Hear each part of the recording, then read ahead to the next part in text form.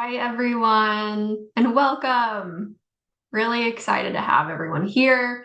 We already had 60 plus people in the waiting room to get this started. So there's a lot of attraction to this topic, a lot of excitement. So we'll get started in a moment here. We'll be about a few minutes of our housekeeping, as I like to call it. But with that, let's kind of get into those housekeeping items to let people roll in. To get started, I like to push everyone towards the chat feature. So why not everyone kind of click in or type in where you're located, where you're logging in from. It's kind of a fun way to get started. This is a very community-based event, so we want to make sure that it starts there. So I'm going to look over here. I see South Carolina, Hawaii, wow, Oregon, Arizona, Minnesota. Well, welcome everyone. It's so cool to see. And so now you guys know where the chat is. So definitely check in there, connect with us, ask your questions, etc. We'll be monitoring throughout.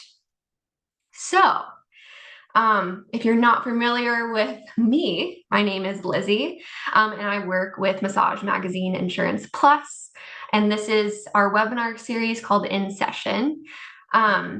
Really excited to be your co-host today and introduce you to our guest hosts for this topic. So let's talk about MIP really quick. This is Massage Therapy Therapist Appreciation Week. So that's a week full of giveaways, a week full of free CEs like this one, a week free of just education and connection. So definitely, I hope all of you have taken advantage of all the different things in there. And if not, go check back at our different webinars, go check back at all of the different resources because this event is put on for you. And then, of course, don't forget to look into our liability insurance. We provide US-based massage therapists, bodywork professionals, Reiki practitioners coverage. And we don't just stop there. We also offer a wide range of exclusive member benefits, including 50 free CE credit hours with Neil Asher, which is who we are speaking with today, one of the providers.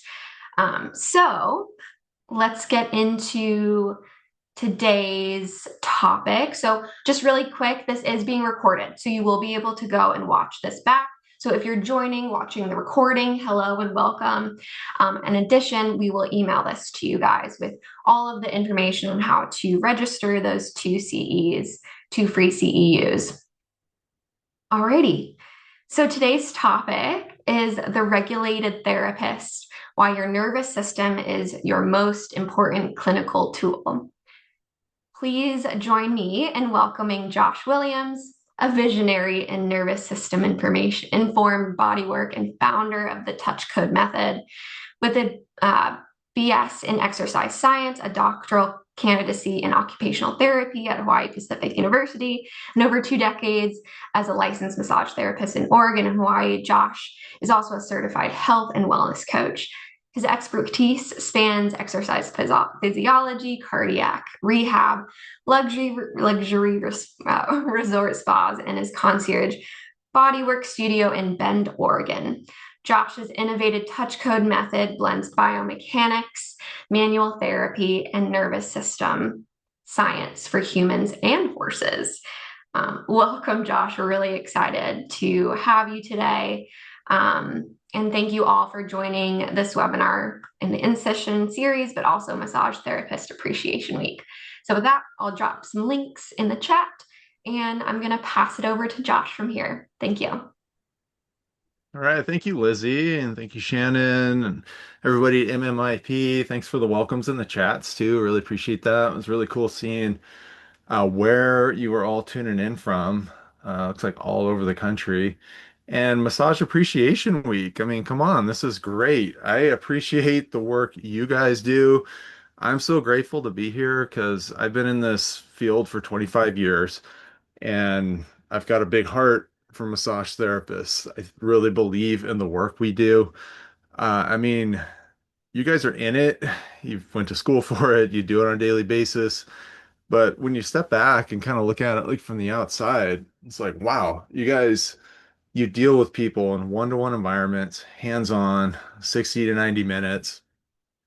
I just couldn't think of a more important work to do, especially in the world today. So, big appreciation to all of you. Thank you for tuning in. I hope that my intention for this is just hopefully to give you something that you can use.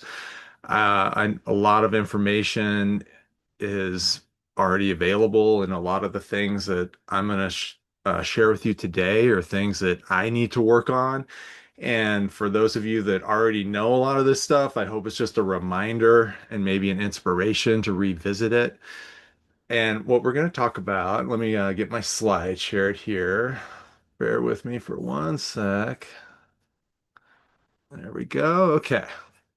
So we're going to talk about the regulated therapist and why your nervous system is your most important clinical tool. And I want to say right from the beginning, this isn't going to be a webinar about being perfect. It's not a webinar about being some, floating, serene, fully optimized wellness guru. This is about real practice, real bodies. It's about you. It's about me, real therapists. And ultimately, it's the real cost of doing meaningful work with our hands. So thanks for being here, and let's get into it.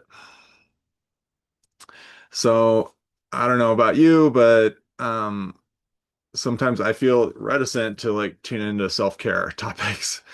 And I want to assure you, like, we're not going to be talking about buying nicer candles. I'm not going to tell you to journal more. I'm not going to tell you essential oils are going to fix your burnout. Um, even if it's like Bhutan cypress or blue chamomile or whatever it is. And we're not going to talk about just being more grateful and practicing gratitude harder. I'm definitely not going to tell you you just got to say no more and work on your boundaries. Um, or, take a bubble bath and that's going to solve everything. So we're not going to talk about bubble baths today. And hey, I love all that stuff. I mean, don't get me wrong. I'm not saying that stuff isn't awesome. I love it. Sign me up all day long for Bhutan cypress and bubble baths. But there's an element to self-care and this topic of provider burnout that can sometimes kind of gaslight the human experience. You guys know what I'm talking about? Like, we have a job to do, and sometimes our lives don't just hit the pause button so we can do that. You might have kids at home, and you might have relationship challenges. You might be having health problems, whatever's going on. I mean, let's not even talk about the news today. So there's a lot more to self-care than just like telling you to do better. And I don't believe that self-care is indulgent. And I hope to share a perspective with you all today that it's more about professional self-advocacy. And the thing is, everybody here, why I'm so glad to be invited to share this on Massage Therapy Appreciation Week, is your hands have held so much. People you work with are in pain. Maybe they're in recovery. Maybe they're dealing with grief. Everybody's dealing with stress. I've worked on people battling cancer. I've worked on their spouses, you know, um, stroke survivors who are learning to adjust to a life where suddenly they don't have use of half of their body and they're depending on caregivers. Um, the grief of empty nesters, it doesn't always have to be this hardcore disease and loss. Like, I just had two of three kids go off to college and life last year, and I honestly didn't really get the empty nest grief until then. And like, let me tell you, that's a real thing. First responders. I've worked with firefighters and paramedics who have seen things that, frankly, I don't know how they're able to shed that. healthcare providers, other nurses, other massage therapists. And the burnout rates are so high in those professions. And I just want to remind you, we don't just provide a service. We step into a room, we create meaningful, lasting impact for others. You're become a part of somebody's story. And ultimately, what you all are frontline nervous system workers. You do work that really matters. And in a world that's become increasingly screen-based, AI mediated, everything's becoming so automated, the distraction, all the stuff. You guys know what I'm talking about. What we're doing is not becoming less relevant. There's been a lot of talk about AI replacing jobs, and it's a fascinating topic. I tell my wife one of my guilty pleasures is kind of futurist podcasts, and I think it's fascinating. But the work we do, it's hands-on. As things get more and more roboticized and AIified, it's almost like the work we do becomes a more of a rare commodity. And I think something that's much more needed because skilled, present human touch, it's just even more essential as we kind of enter this world that's less and less embodied every day. So, and ultimately, what that means for us here today is that protecting the person who delivers that, it's not optional. It's not a luxury. It's essential. And look, this idea is inspired 100% by Audre Lorde, a writer, activist, and she reframed self-care not as a luxury, but as an act of self-preservation. It's an act of radical resistance to a world that's kind of moving the other direction. And for people like you that are doing demanding, service-oriented work, and often in systems that don't protect you, it matters more than ever. So, here's what we're going to talk about today. This is what you're going to walk away with. In addition to your two CEUs, um, we're going to talk about why the nervous system matters, why your state matters. State means like your regulation state, and how it actually affects outcomes. And I'm not just going to talk about it as an abstract idea or the kind of wellness language that we might use with our clients. I'm going to talk to you about some real science. I'm going to describe it as an authentic clinical variable. Second, we're going to talk about three specific rituals you can use before, during, and between sessions. I'm going to keep it simple. That's stuff that you can make your own. I know a lot of you are already experts in this. Like I said, hopefully this is a reminder and maybe just a little reframe or a little different way to look at things. It helps make it fresh and something that hopefully you'll revisit if you're not already doing it.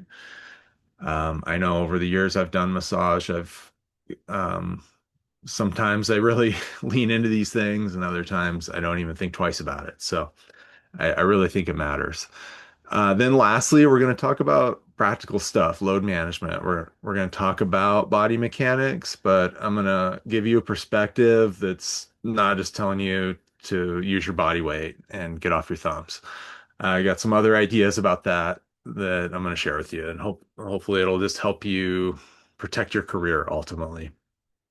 And look, I want you guys to make this your own. Like you guys are artists, you're healers, you're visionaries, you're impacting human lives on a daily basis. You don't need to do anything I say. I want you to make this all your own because you're the experts of your own life. And there's a lot of research on learning, like a lot of what we learn today, most of it we're going to forget, over 80% actually. It's kind of depressing when you think about it.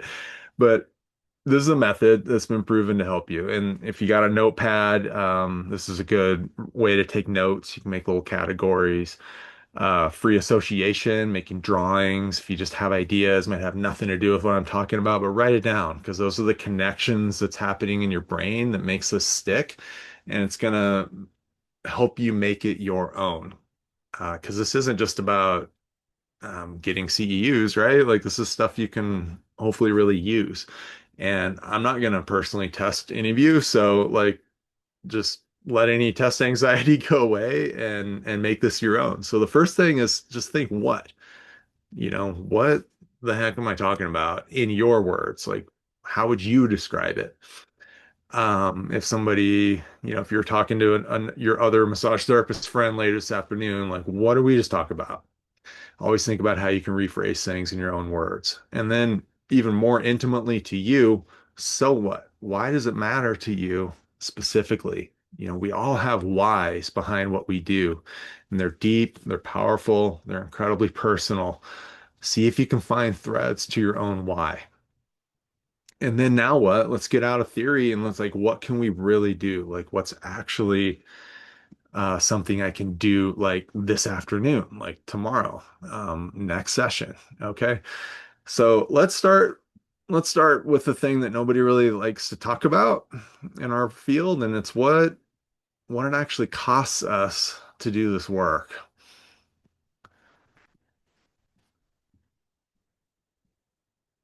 All right. I mean, let me describe someone. Tell me if you know them. See if any of these people sound familiar to you. Somebody who works through pain because canceling sessions means losing income they can't spare. Somebody who doesn't have real transitions between sessions, maybe enough time for water. Sometimes even have to hold it, because they didn't have time to get to the bathroom. Um, or someone who just says, I'm fine when another therapist or friend asks how you're doing because going into the truth would be way too heavy. Or someone that carries the emotional residue of one client section directly into the next without really even realizing it. Someone that markets warmth and healing and empathy and presence while running on fumes behind the scenes. Or someone that uses willpower and caffeine just to get through the day. And somebody that really loves what they do, like truly loves it. It's a dream come true to do this work, but in the background are quietly wondering how many more years they can do it. Um, I mean, all of these were me at different times, just to let the cat out of the bag. So, and also no judgment on any of these. I can relate to each one of these statements. I didn't put anything here that I couldn't actually say myself. Then there's the classic like giving great advice to clients about self-care, boundaries, nervous system support while not having followed that advice in months. So I don't think that's just like the traits of a burned out therapist. It's definitely not weakness. It's somebody that really cares, but just is not protecting their capacity.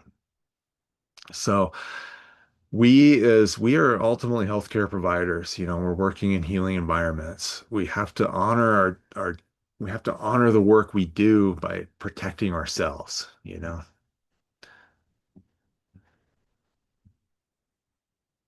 And here's the problem, right?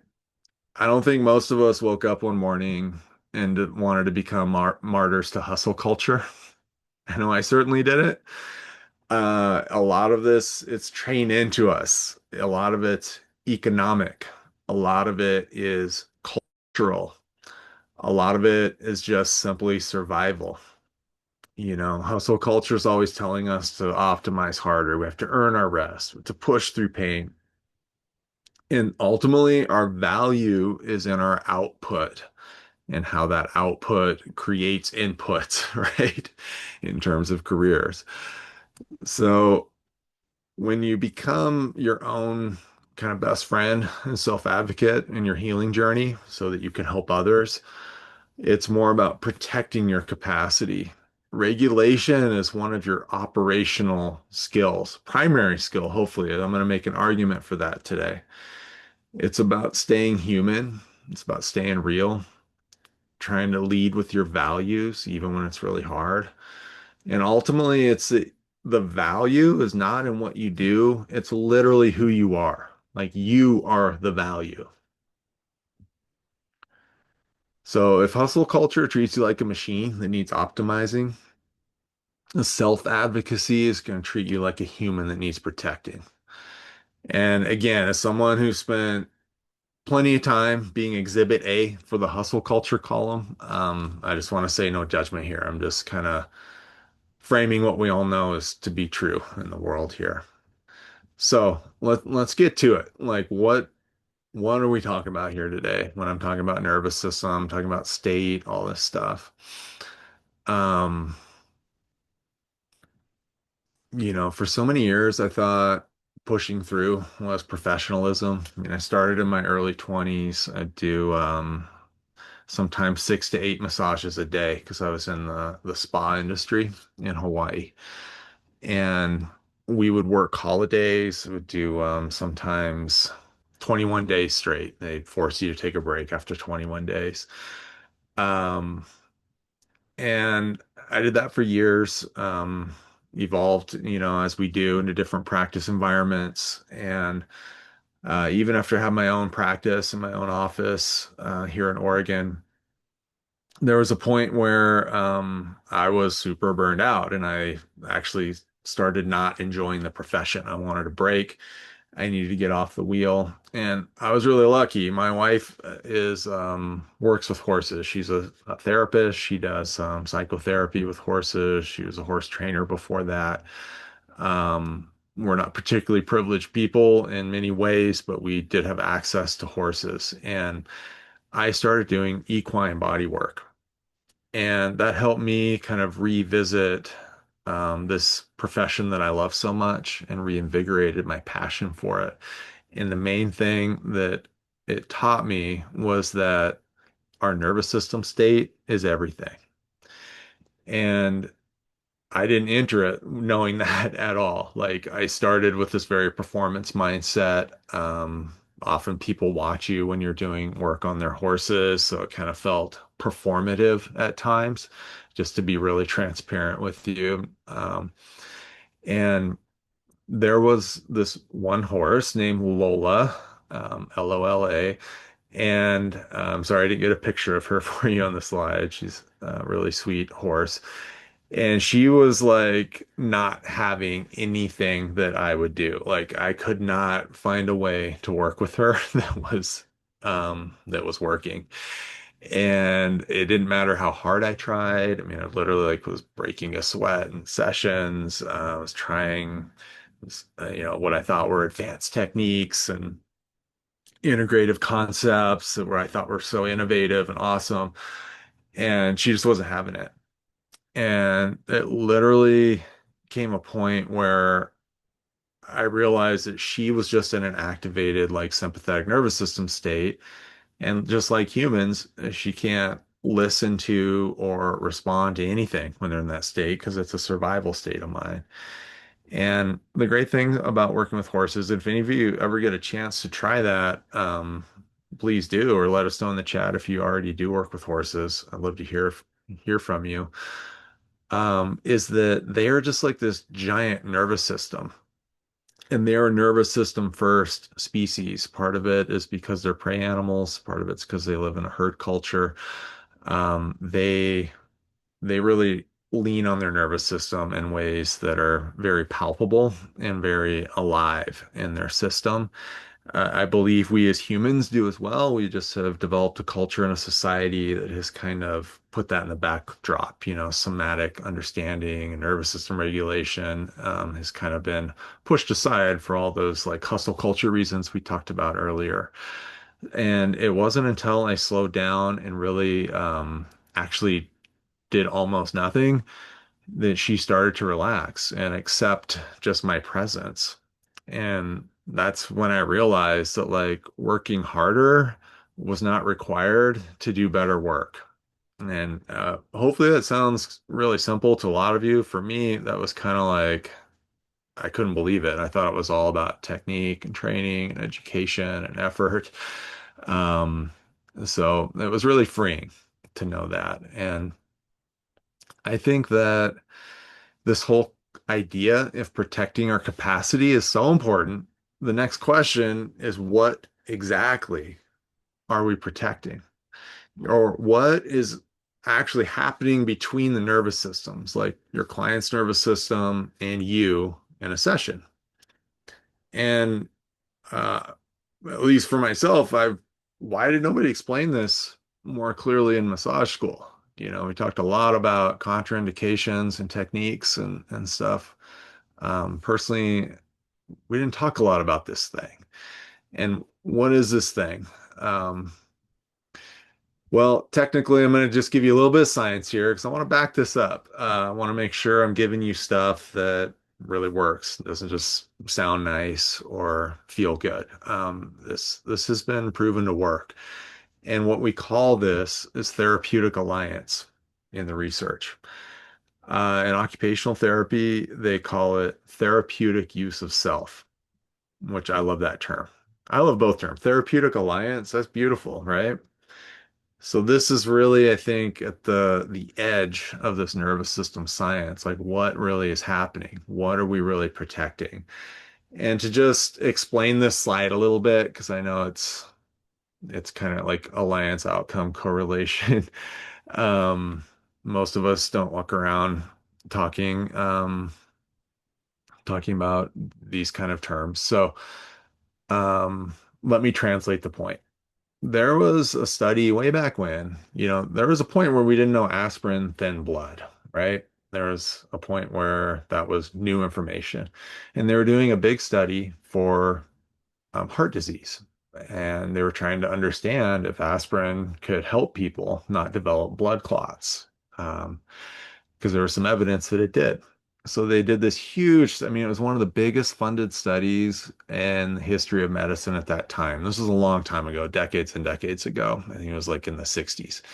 So they did this huge study, and during the study, they started seeing the evidence.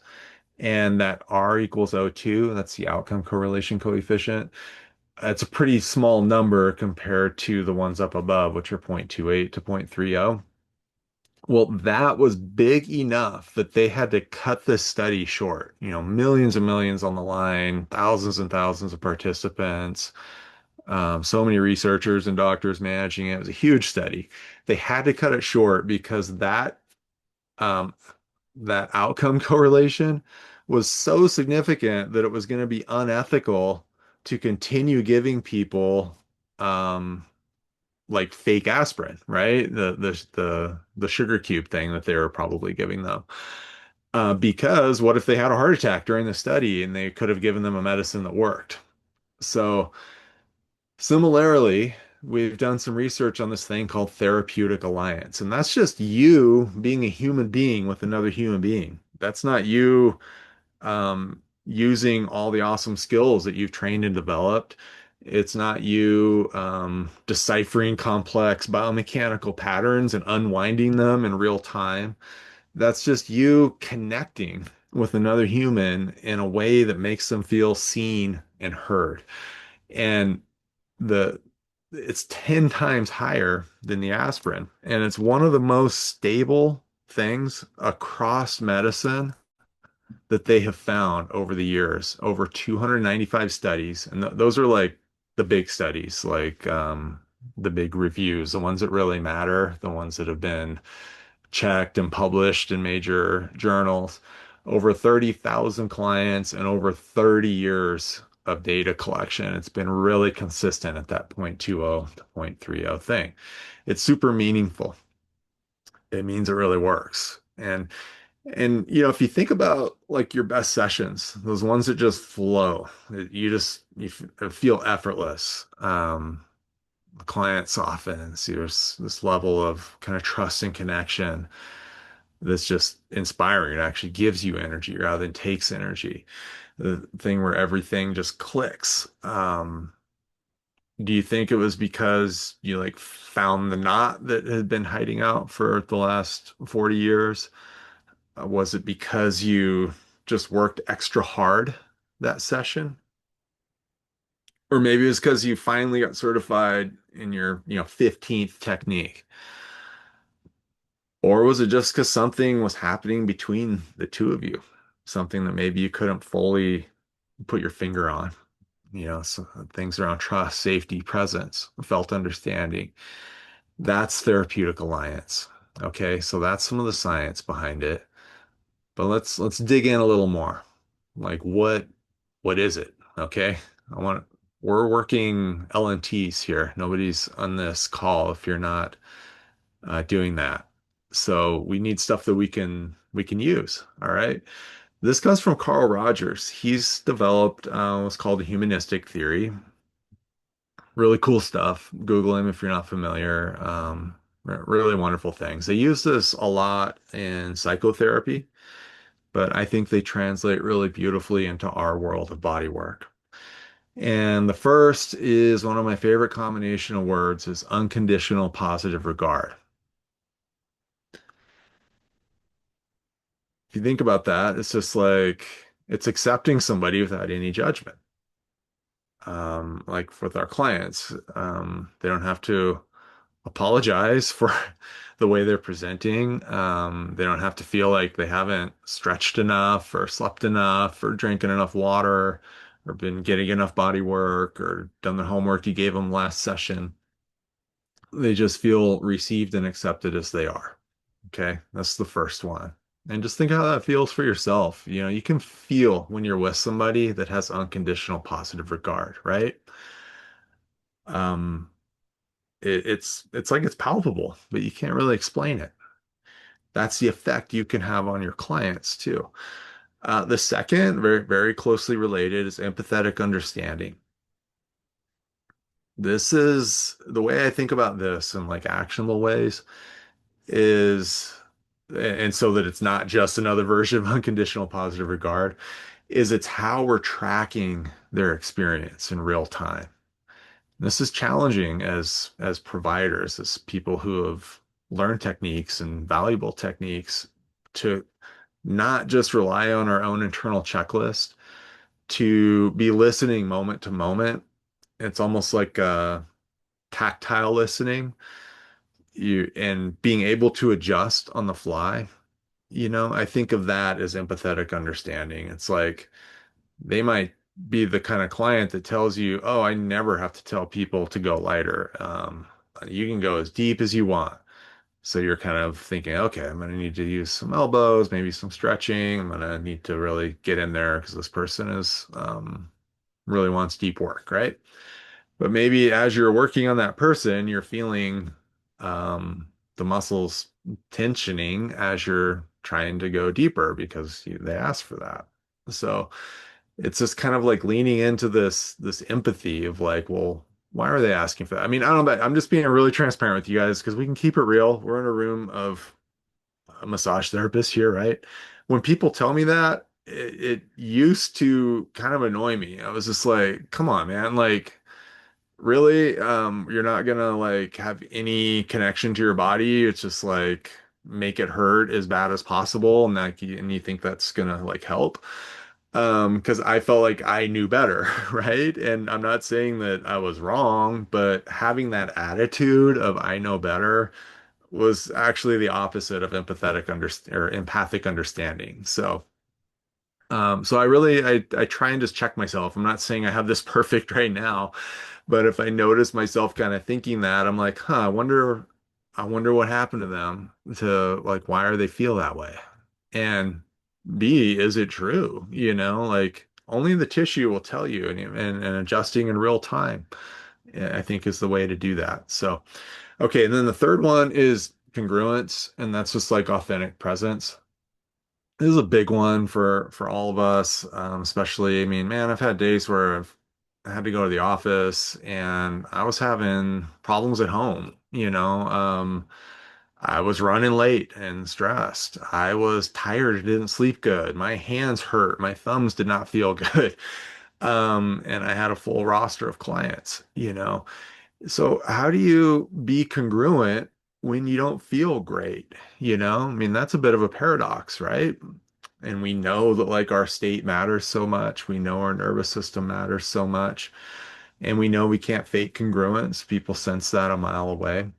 So that's one of the questions that we're going to kind of keep coming back to today. And these are tools. These are things that we can do. You can reverse engineer some of these things. It doesn't mean you have to disappear to the Himalayas and become some enlightened nervous system master.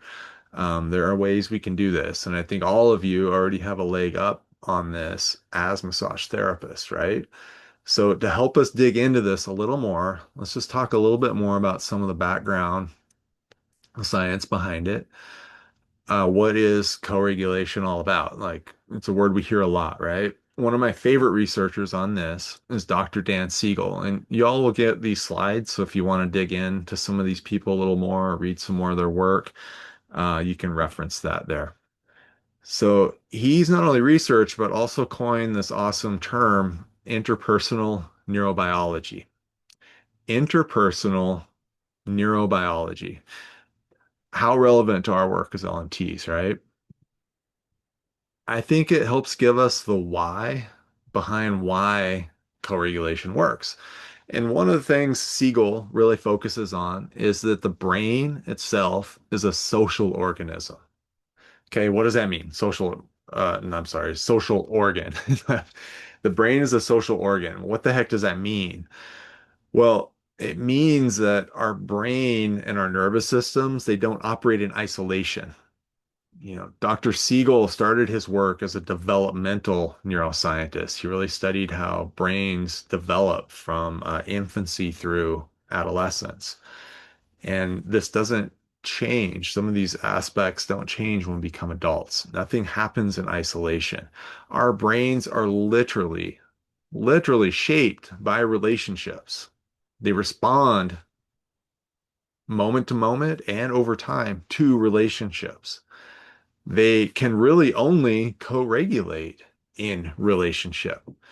So when two nervous systems are in proximity, especially in a setting that involves trust, your attention, and touch, hallmarks of what we do as massage therapists, they're going to influence each other. Okay. It's also a two-way street. Hello. And that's kind of heavy for those of us that work with so many people, right? So part of this is not only keeping yourself protected so you can stay inspired and have a long career and keep helping and impacting people, it's also to protect yourself from entraining to somebody else's nervous system that might be more dysregulated than yours. And a lot of your clients probably are, right? That's why they're coming to get massaged. They're leaning on you to be a regulatory anchor. And this isn't just like a metaphor, it's measurable physiological entrainment.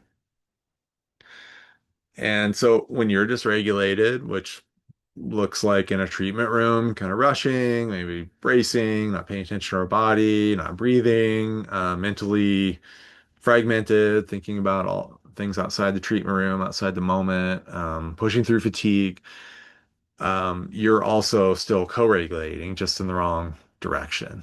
And um, neuroception is a really fun term. That's from Stephen Porges, and a lot of the work that a lot of the nervous system science does come from Dan Siegel and Stephen Porges. They've done a really good job of publishing that work and the practices. There's been some debate, especially recently, about like how the actual anatomy of the nervous system and all this stuff works. If any of you are in kind of psychology realms, you might have seen some of that. It's kind of a big topic right now in that world. But the thing is what has not been debated is that the actual methods, the practices themselves are working for people, and they have been working for people for decades. Um, so if we're always co-regulating, um, the question remains, in which direction are we regulating? So let's just think about this. Two therapists, same training. And again, I'm not sharing anything I myself have not experienced here. So life is not perfect. I really believe we fail forward. And if it wasn't for some of the challenges I've had with my own body and my mental state and my feelings about this career, I would not be here today. Certainly talking about any of this. So, and it's not a story about like good and bad, right? It's just two different states, and we can choose where we want to be, and I promise you I wasn't going to gaslight your experience. So I want to make sure that we're not going there when I say that or when we look at this slide. It's just reinforcing that aspect of being super mindful about these little things because these are little decisions. We might not be able to affect the big things going on in life, but we can make choices moment to moment. I can make sure that I get to the office 30 minutes early so I'm not rushing and trying to get the table warmer up on time or my salt stones to heat, all those things. I can get there early, little things like that. So I hope that this is more of a kind of set you free kind of idea rather than oh, well, why aren't you doing this kind of idea? And okay. So we talked about some of the science. We've talked about framing self-care as like self-advocacy. Let's talk about something we can actually do. And I love this term, and I can't remember where I heard it, so I can't attribute it. I definitely didn't make it up. It was commit to less so you can show up more. And I don't know about you, but I used to think that if I was going to start a mindfulness practice or an exercise routine or whatever, that I had to like go super dedicated on it. If I wasn't going to dedicate at least 20 minutes or maybe even more to like a breath work or mindfulness routine or some journaling activities, that I wasn't doing it. And something that, the kind of crush of time and the intensity of life has shown me is that if you can just take 1 or 2 minutes, that alone is extremely powerful. Okay. So try to think of things you can actually do between sessions, something you can actually do before the session. And like I said in the beginning, a lot of you are already experts at this and probably already doing a lot of this.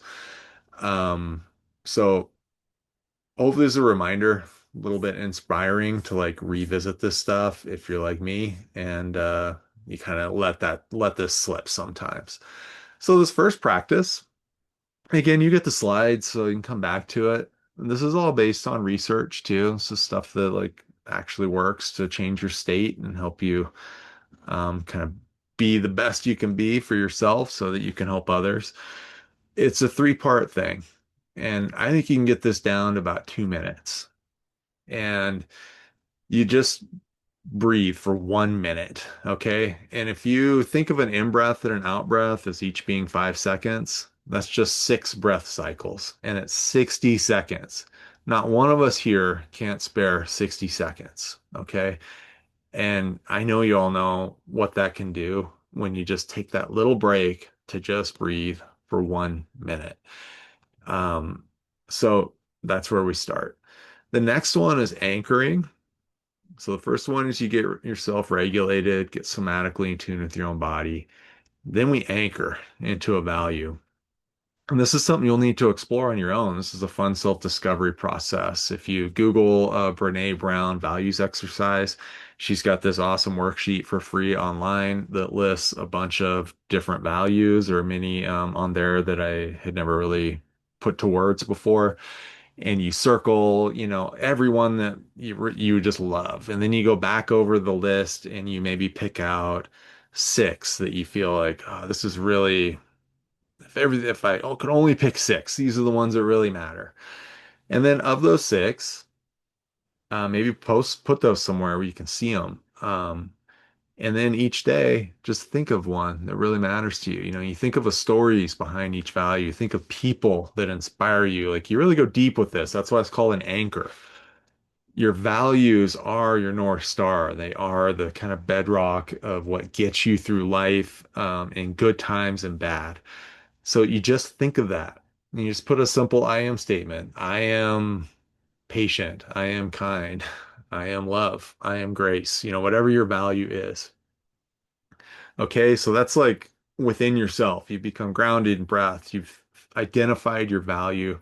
Now you orientate. Let's get back to the treatment room. Okay, what does this client that maybe you're doing this all while they're getting on the table, right? It only takes 2 minutes or maybe even a minute and a half. So what does this next client need from my presence today? And just think about it. Think about what they need. Think about it from a place of unconditional positive regard and empathic understanding of that person. Okay, so that's one thing. So simple. I don't know about you, but um, the simple stuff sometimes the most effective. All right, so the next thing, that's kind of a thing to do before treatments. Let's think about what we can do during a session. We have all these little opportunities during a session, during transitions. Maybe you're moving from one body part to the next. Maybe you're going over to change out your oil or to grab an essential oil or grab your hot stones or your salt stones. Maybe you're getting a hot towel, whatever. Those little transitions, just feel yourself breathe during that time. It doesn't take any extra time, just integrate it in. Another big one, and this one really was a paradigm shifter for me. So I hope it serves you, is the strength-based cueing. I was totally the guy who'd be like, "Oh man, look at this knot. Your shoulders, wow, they're so tight." You know? And and that's kind of how clients talk to us too. They're like, "Oh, I'm just a wreck. My neck is all messed up, right? All the things. You've all heard them. So how do we get creative and kind of reframe those things? Instead of me focusing on how tight the thing is, I could say I can feel it starting to let go. Because what does that do? That encourages their attention to like kind of a positive place, Instead of like, oh, this side is way worse. So your right side is so much worse than your left. Be like, hey, your body's working harder over here. Or I wonder what it's protecting, you know? Or like in the slide, your breath shifted. Maybe they start holding their breath. They went from breathing really deep to all of a sudden kind of holding. Be like, I noticed your breath shifted. What's going on? Um, so part of this is just kind of keeping an air of positivity. Remember, your therapeutic use of self, your therapeutic alliance is more about the environment you create than the techniques you do. And I think these are just some of the nuts and bolts of what you can do to create an atmosphere of just positivity and growth. I want your clients to leave your office and feel like, huh, my body is awesome. Like it's working for me, not against me, you know? Not only is that going to serve them, it's also going to keep them coming back, And I think it interrupts negativity bias as kind of biological creatures. We have a negativity bias. We're looking for threats in the environment because that's how we've stayed alive. So creating that environment of safety and then helping frame people or reframe challenges as strengths, powerful stuff. That's the stuff that will really stick with your clients. Um, okay, so that's kind of the during session. How about between sessions or after a session if you're again, I'm trying to think of real quick things. This, I think, is like 60 seconds. And this is you kind of applying that strength-based frame to yourself. Like, what went well? I mean, I beat myself up sometimes after sessions if I didn't feel like it went really great. Like, I should have done this, I should have done that, or I wish I'd asked that, or I shouldn't have said this, all these things that like I wish I had done or shoulda, coulda, woulda, it's like kind of shoulda all over myself. So instead, take that strength-based lens and turn it to yourself. What went well? What shift did I notice? That's your awareness. You're training that every session. What did I appreciate? And then what can I bring next, especially if it's in between sessions? So part of that too is just kind of completing the sessions. Like let that one go, trust in yourself, believe in yourself, and then start the next one fresh. Take the best, leave the rest. All right. So we've been talking about a lot of nervous system stuff. I think it's literally the most important thing we could talk about, but I did want to leave you with some biomechanics stuff here too. I used to have incredible hand pain. Um, I worked very hard. I was really prided myself as a deep tissue therapist, sports massage. I did a lot of training and different techniques and I mean, come on, is there anything better than your thumb? At the end of the day, like it is so awesome. You can feel so much, you can get all the different angles. It's just like the perfect tool. And I would sacrifice my body to get to a technique, to get to a spot, to get a stretch done, to engage the tissue in a certain way. And it was so bad at a point that I got my own like what do you call paraffin bath? And I would just like give myself paraffin baths at night and then alternate. I got bought this like compression ice thing that would like give, would like compress with the ice water around your hand and wrist and then release. And it would just kind of help circulation and flow. It was actually a cool treatment. But that was how I spent my nights. And then I would go back the next day and I felt like I was hurting myself, but I just kept going. And I kind of hated that, and I don't think I'm alone. I have many friends in the profession and I don't know one of them that's been doing it for many years that doesn't talk about body pain. Body pain's a big deal in what we do. And if we don't figure it out, we're not going to be able to keep doing what we do. And we're not going to be able to keep having that impact that matters to people. And I think that our therapeutic use of self becomes elevated when we're using our body in ways that aren't hurting ourselves, right? So here's some ideas. I know a lot of you already know about the basics of how to use your body, table height, all the things. So these are some ideas that hopefully you haven't heard before. Think about session design in terms of how you load your body. All right. Especially before COVID, my main client load were professional runners in Bend, Oregon. They would often just arrive in their running shorts, lay down on the table, and just want me to, they're that like I don't feel any pain kind of thing. So what I realized is I spent a lot of time warming up the tissue just so I could get deeper. So I was like, what if I just put a heating pad on this, work on a different part of the body, maybe do some breath work with my client or get them inhaling some essential oil, something to help their nervous system calm down. While the heat pad is basically doing the work that I used to take 4 or 5 minutes of kind of Swedish style strokes to get the tissue warmed up.